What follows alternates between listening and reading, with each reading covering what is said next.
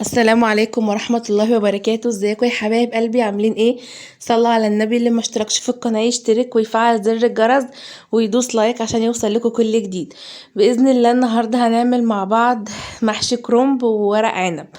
طبعا الجو النهاردة صعب جدا جدا جدا وجو ساقع قوي قوي.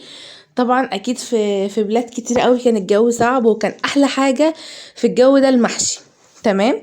هنعمل ايه؟ انا معايا طبعا دي كانت كرومبة انا سلقاها، ومعايا طماطم ضربتها في الخلاط، ومعايا معلقة توم مهروس، ومعايا بصلتين كبار حلوين كده متقطعين. تمام. جبت حلة زي ما انتم شايفين وحطيت فيها حتة سمنة وحبة زيت، ورحت نازلة عليها بالبصلاية. البصلاية انا مش هحمرها ولا هصفرها، انا هدبلها بس حاجة بسيطة. تمام.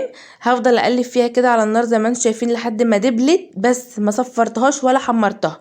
ونزلت عليها بكمية الطماطم زي ما انتم شايفين كده، وبحط عليها ملح وفلفل اسمر، بس ما حطيتش اي حاجة تانية خالص. تمام. ادي الملح.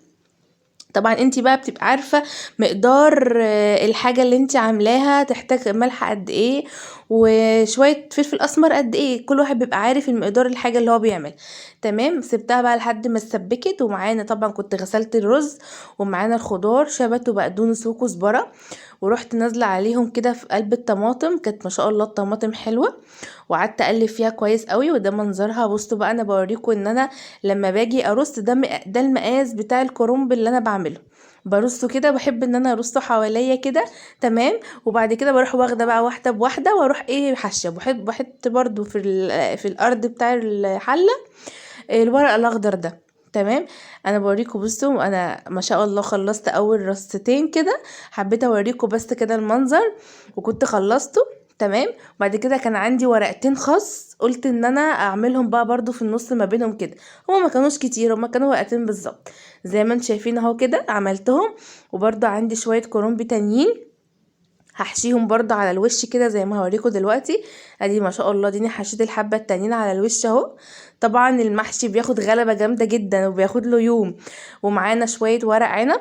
تمام. هنحشيهم برضو في الحلة دي، بس انا بحب بقى احط في الحلة ايه من تحت زي ما وريتكم كده. لو انت هتعمليها على بيات ما ينفعش تحطي بصل، لو انت هتعمليها في ساعتها بحب احط ليمون وبصل وطماطم، بحطهم شرايح زي ما انتم شايفين كده. لو هتبيتيها ما ينفعش تحطي البصل عشان خاطر البصل ما يصننش. وزي ما وريتكم كده ده انا عملتها اهو. تمام. ومعانا دلوقتي كانت فراخ ومعانا لحمه، عشان اللي بيحب ياكل لحمه واللي بيحب ياكل فراخ. تمام. وطبعا الحاجه غاليه، انا عارفه تقولي لي انت عامله ده كله، عامله فراخ ولحمه. لا الحاجه انا كنت عاملاها كده يعني ما كانش كتير يعني ولا حاجه. المهم حطينا مرقه ماجي على الحله، وطبعا انا بحب اكبسها كده بطبق. بعد كده رحت سقياها بالشوربه، وبحب الطماطم اللي انا حطاها في قلب الشوربه بحب ان انا احطها على الحله. تمام. ودي نفس النظام برضو حله الورق عنب. وهسيبهم بقى لحد ما يستووا طبعا، وبنشربه بنروح موطين النار ونقلب فيها والكلام ده. تمام. زي ما انتم شايفين ده ما شاء الله. بصوا كان الورق الصابع نازل بحاله، حتى في صابع وقع طار كده مني. بصوا وقع ما تفكش ولا حاجه ما شاء الله. والورق العنب كذلك اهو، الطماطم والليمون نازل منه ازاي. كانت ريحه الاكل بقى كانت جميله جدا ما شاء الله. وكانت حلاوته ادي الفراخ اهيت، وادي اللحمه متحمره. وكان المحشي بقى والاكل كان سخن ومولع. ويا رب الاكله تعجبكم. مع الف سلامه.